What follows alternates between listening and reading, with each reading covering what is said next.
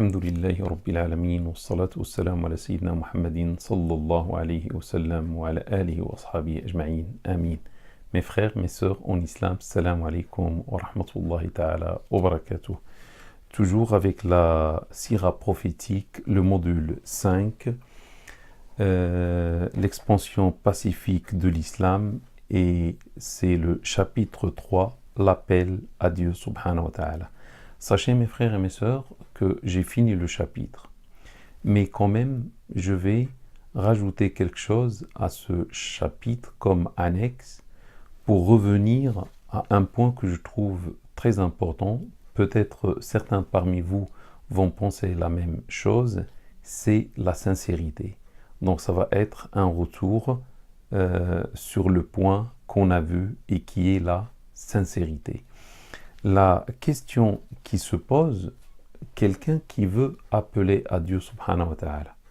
Il y a plusieurs formes de l'appel à Dieu. Il peut être, par exemple, un imam qui fait les 5 prières. Il peut être un imam qui fait la prière de Tarawih pendant le mois de Ramadan. Il peut être un imam khatib, quelqu'un qui fait la khutbah, le discours du vendredi. Il peut être un conférencier. Il peut être un enseignant, une enseignante, une conférencière.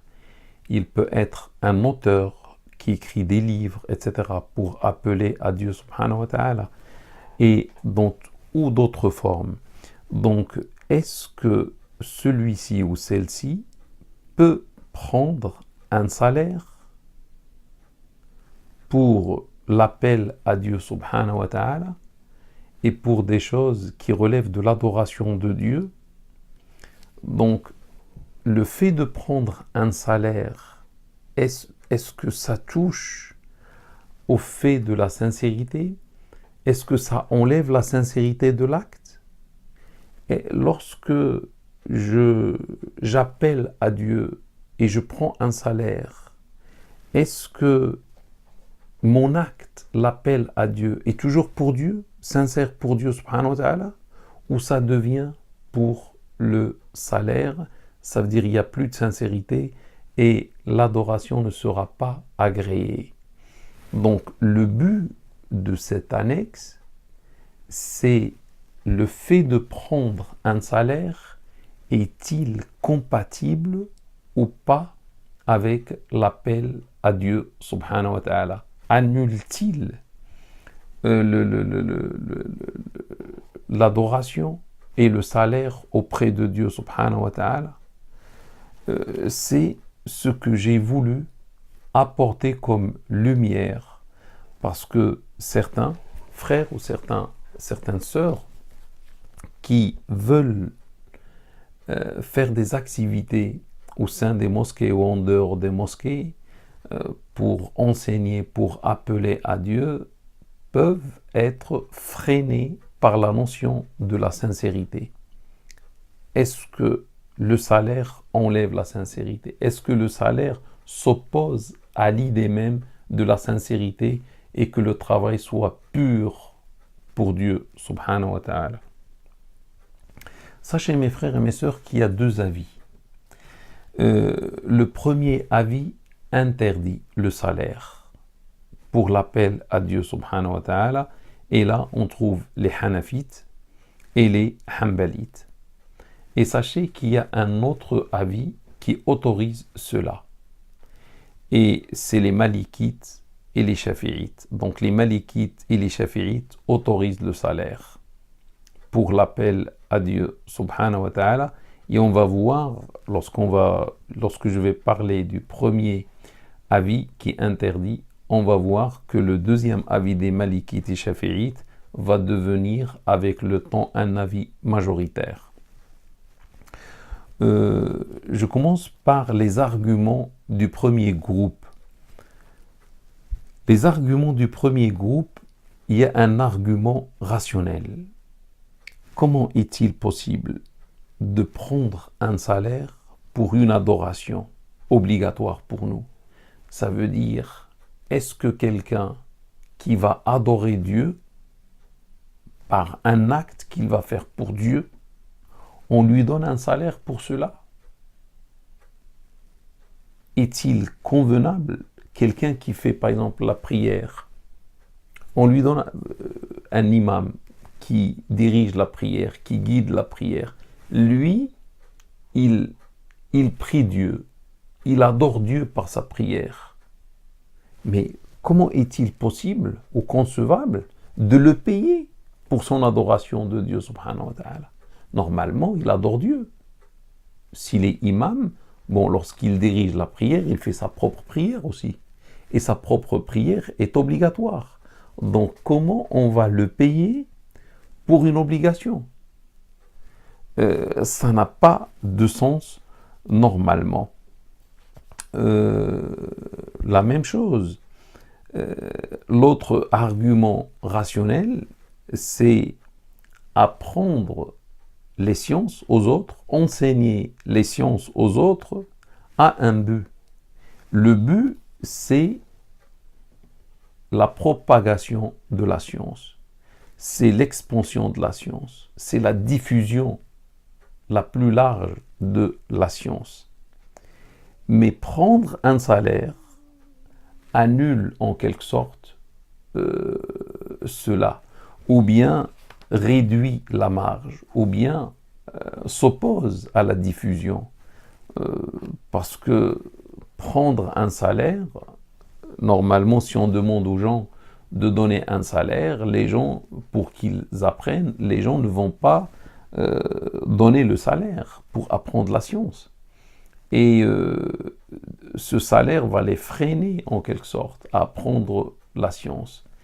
Et du coup, le but ne sera pas atteint. Le but qui est diffuser les sciences religieuses. Et ils disent que cela s'oppose à la sincérité, s'oppose à l'ikhlas. Il y a aussi des arguments qui viennent de certains hadiths. Selon Uthman, fils de Abu al-As, que Dieu soit satisfait de lui, dit « La dernière chose que le messager de Dieu m'avait confiée, c'est de désigner un mu'adhin. Mu'adhin, c'est celui qui lève l'adhan, l'appel à Dieu subhanahu wa ta'ala. De désigner, ça veut dire que je dois désigner un mu'adhin qui ne doit pas prendre un salaire pour son adhan, pour son appel à Dieu subhanahu wa ta'ala. Ce hadith est rapporté par Ahmed, par Tirmidhi, par Abu Daoud, par Ibn Majah. Donc le prophète sallam, la dernière des choses faites par lui, ça veut dire avant de mourir, il a confié à Uthman, fils de Abu al-As, que Dieu soit satisfait de lui, de prendre un imam, de désigner un mu'addin qui ne prend pas un salaire en contrepartie de son adhan. Donc là, ils ont dit c'est un argument que celui qui fait l'adhan ne doit pas prendre un salaire pour cela. D'après ce hadith, et bien sûr, du coup, celui qui dirige la prière, celui qui enseigne le Coran, tout cela, on ne doit pas prendre un salaire par analogie à ce hadith. Selon Ubay, fils de Ka'b, que Dieu soit satisfait de lui, j'ai enseigné à un homme le Coran et il m'a fait un cadeau qui était un arc.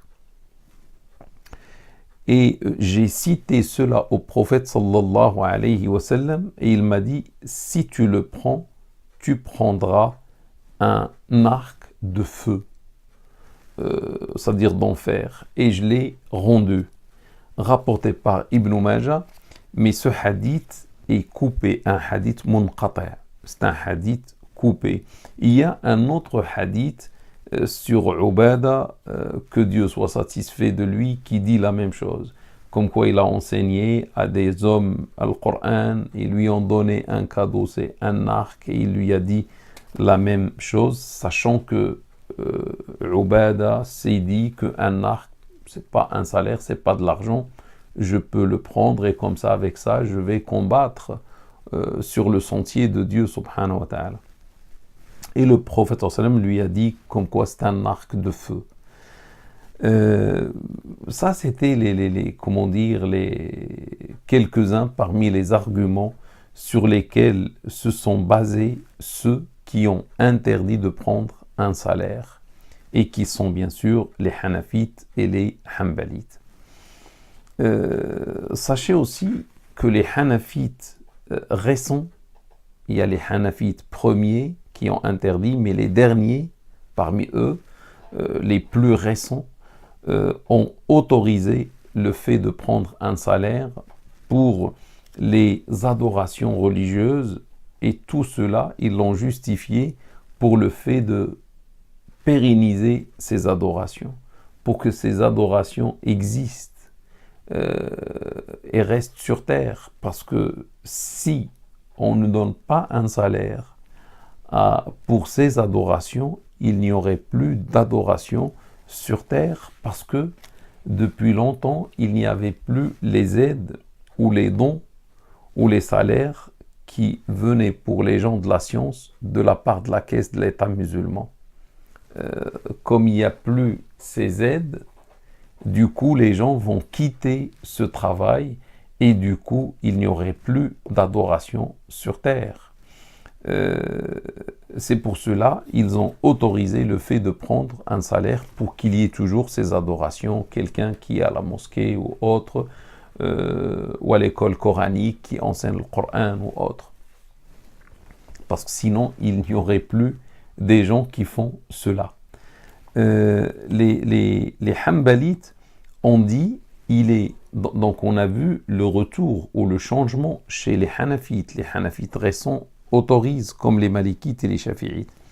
Les Hanbalites ont dit, il est autorisé de donner au mu'adhin, celui qui fait l'appel à Dieu, un salaire ou un don de la caisse de l'État musulman, du trésor public.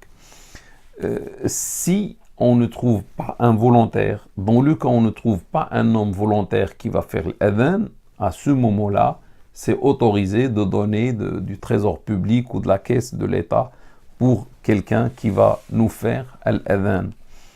Et ils ont dit, ce qu'on lui donne n'est pas un salaire, c'est un don. Et ce n'est pas un salaire.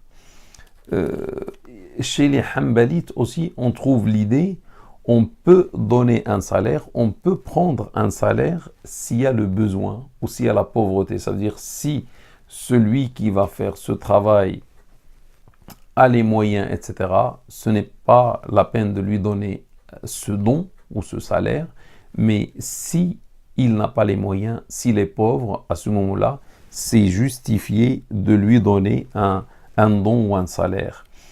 Il y a aussi une unanimité entre les savants que donner un salaire au muazzin ou autre que le muazzin est halal et autorisé si ce dernier ne l'a pas demandé.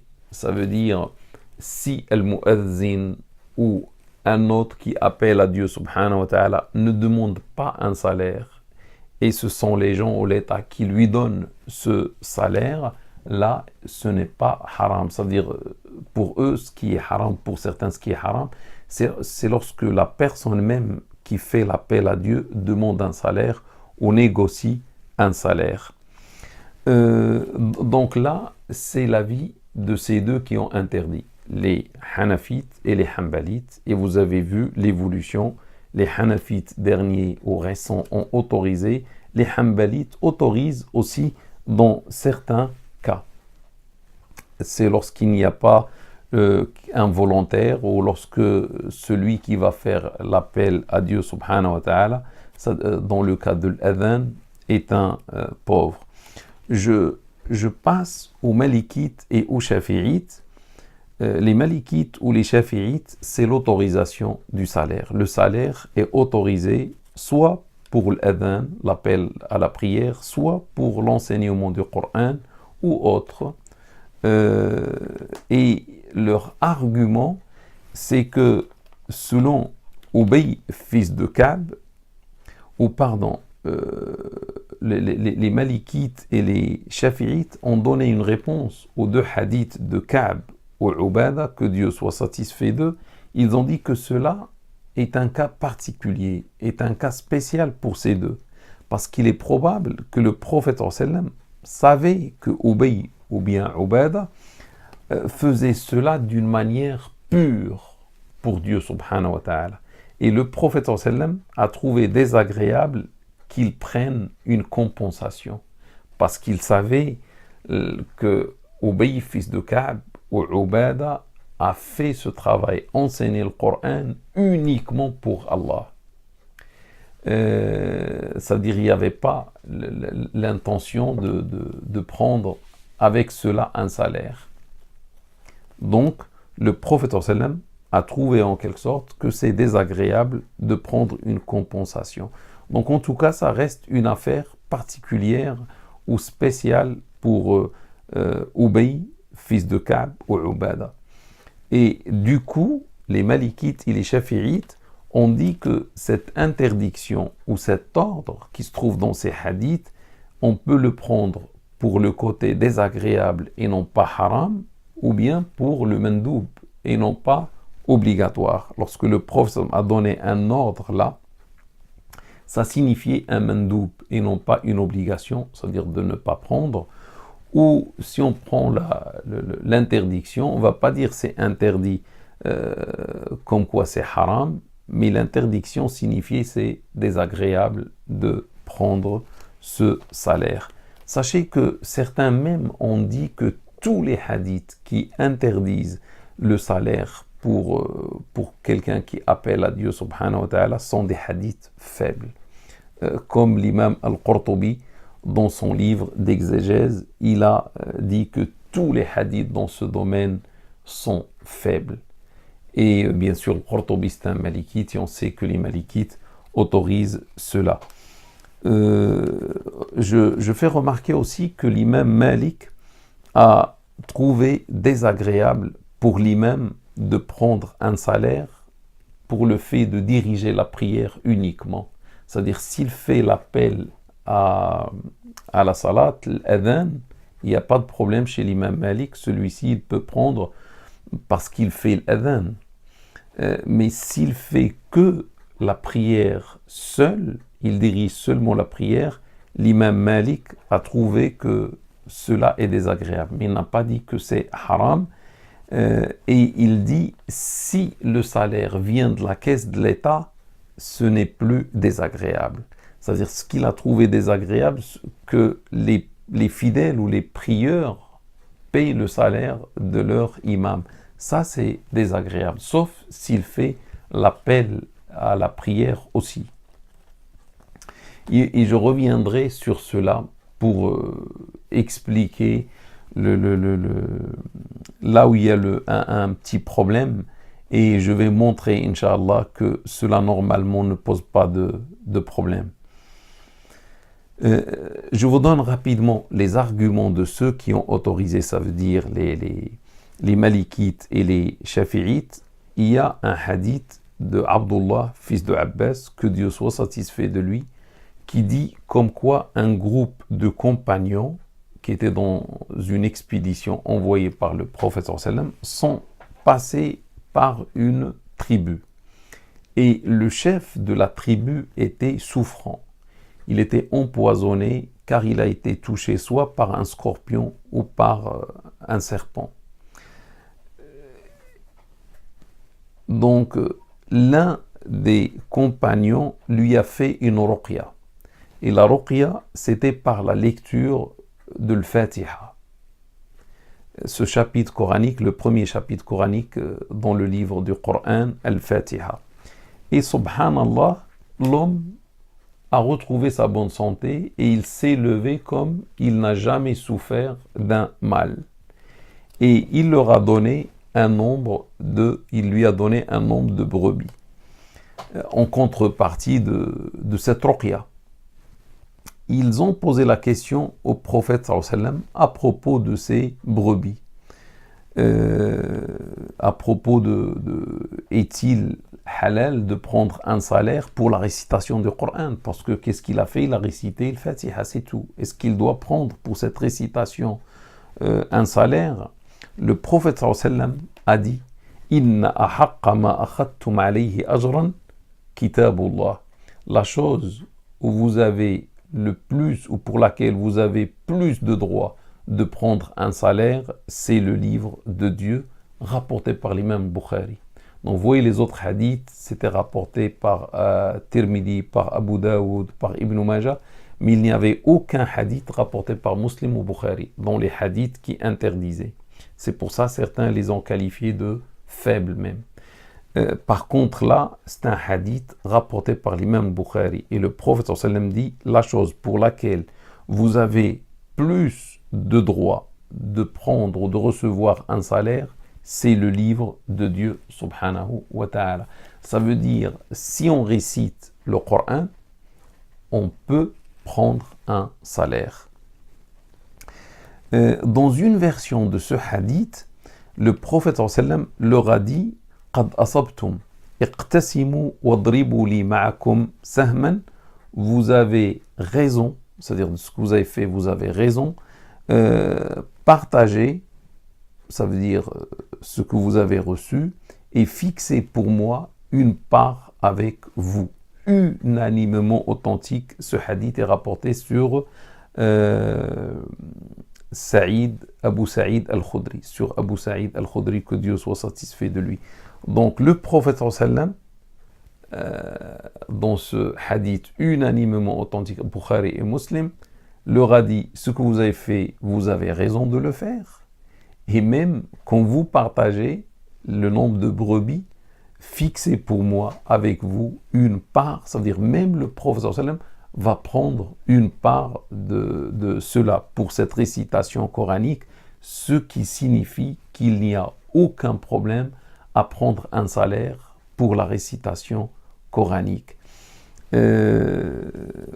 On a un autre argument, c'est que selon Abu Mahdhoura, que Dieu soit satisfait de lui, le prophète sallallahu alayhi wa sallam lui a enseigné al-adhan, l'appel à la prière, et il lui a donné une bourse dans laquelle il y avait une partie d'argent. Et il est devenu par la suite un muazzin dans la Mecque par ordre du prophète sallallahu alayhi wa sallam. Donc ce hadith est rapporté par Ibn Hibban et on a dit qu'il est authentique, wallahu a'lam. Donc là, le prophète sallallahu alayhi wa sallam a donné un salaire à Abu Mahdhoura, une bourse qui contenait de l'argent pour l'appel à la prière. Donc je me contente, mes frères et mes sœurs, de ce que j'ai donné comme argument. J'arrête, et bien sûr une pause, et je reviendrai à la suite pour discuter tout cela et dire même plus que cela dans la séance à venir. Barakallahu fikum, wassalamu alaikum wa rahmatullahi ta'ala wa barakatuh.